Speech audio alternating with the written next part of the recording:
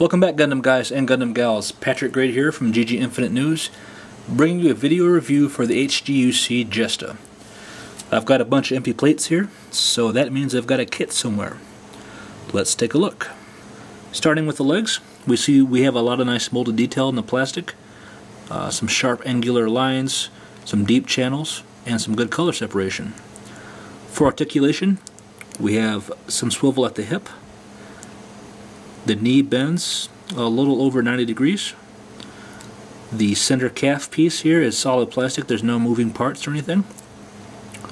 For the feet and ankles, we have some side-to-side swivel, as well as a bit of side-to-side movement. There is no break in the center of the foot, so it's one solid piece.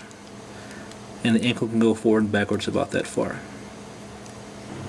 So taking a look at the hip armor here, we have the front skirts, which I've separated, cut them in half so they can move independently of one another.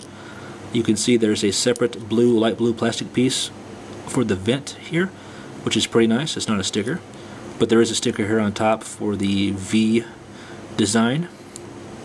Along either edge we have a holster for grenades that the flap can pop down here to reveal the grenades. They are one solid unit, but you could probably separate them if you wanted to, cut them in half or cut them apart, because there's a peg on each one. Along the back we have a solid immovable piece of plastic for the rear skirt armor. There is detail here for more vents, but it's not a different color like on the front. There's a gray accent piece here. Then on top you can see we have a poly cap for the connection piece for the torso area. This kind of rotates here a little bit to allow for some more movement. And this is a solid pipe design piece of plastic there, so nothing fancy. This is your typical high-grade hip unit. It has a marking on the bottom for the front, so peg either leg into it like this. And underneath of the hip armor we have a poly cap there.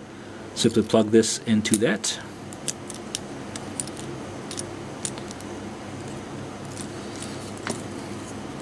And now you have the legs and hip area together. So taking a look at the arms, they are asymmetrical, so either arm is different a little bit. The shoulder armor is the same on either side. Some nice deep channels for lining or painting, as well as some extra detail work here. We have swivel below the shoulder. The elbow bends a little over 90 degrees.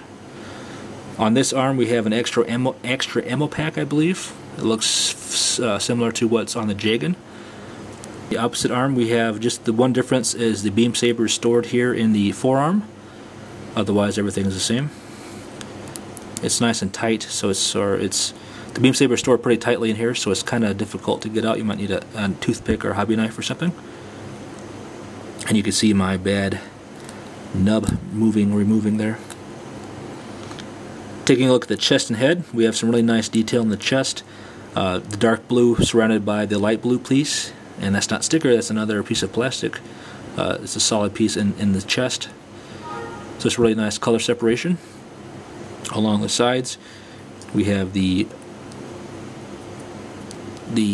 shoulder joints that pop out a little bit, swivel out. Along the back is a connection for the backpack.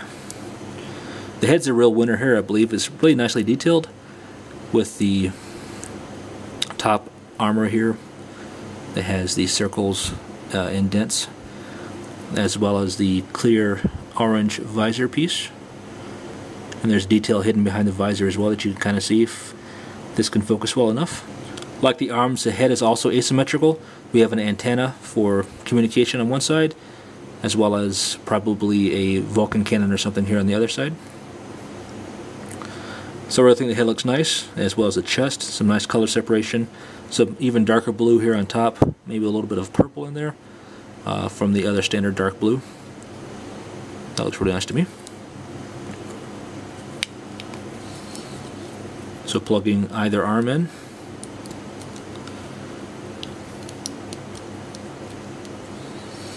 So then we have the upper torso, and then plug the lower body together, and that gives us the majority of the kit built. So let's take a quick look at their articulation with everything assembled. With the shoulders here, we see it pops out some, as well as goes up beyond the standard range because of the unique polycap attachment here.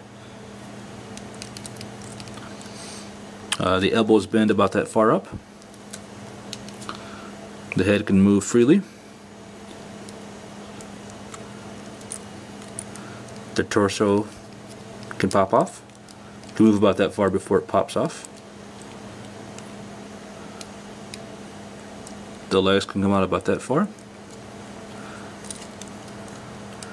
Go forward plenty far enough.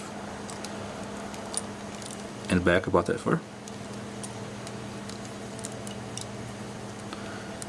Because of the limited ankle articulation, you can only get a leg spread about that far, I believe. Taking a look at the backpack, we can see we have a pretty nice design. Although it's simple, there's not a lot of mechanical detail in the plastic, but there's some more of the deep channel lines for painting and panel lining. On the bottom we have some thrusters that have a little bit of swivel to them. On the back side we see we have some open areas that could possibly be exposed when it's attached to the mobile suit itself. So we'll see how that works out. On top we have two removable posts that come out that hide the poly cap that allows us to attach the shield to the backpack. Both of these come out on either side, but the opposite one doesn't do as much good since the shield arm is asymmetrical, so it won't work on opposite sides. To connect the shield to the backpack, we have two choices. One closed arm and one open. That allows for more room to maneuver the shield around the arm. They're nicely detailed, except for on the back where there's some open plastic parts that really show up on the kit when it's installed. It's kind of unfortunate. I wish it would have given us just one of the two, like this one for instance, and given us a solid piece of plastic. Looking at the shield, we have a nice angular design. It's compact and sleek, not very deep.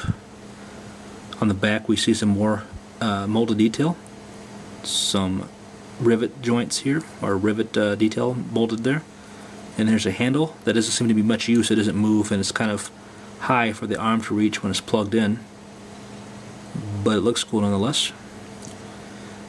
And then on these two accent pieces here, it's unfortunate that these areas are not white as they are on the front of the box or the promotional material, but a simple paint job will fix that pretty well.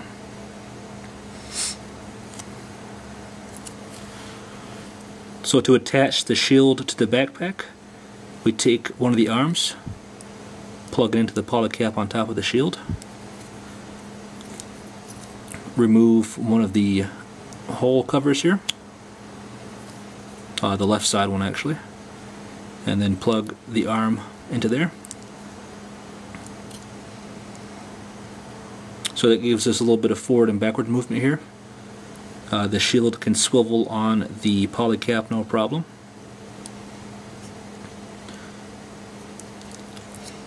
There's not much movement we can get. There's no outward wing movement except for this. I don't know how that'll look on the kit, but we'll see. So to attach the backpack to the mobile suit, we have two insertion points here, as well as two pegs on the back of the backpack. Simply line them up and plug it in. Not much of resistance or anything, so hopefully it'll stay. And there we go.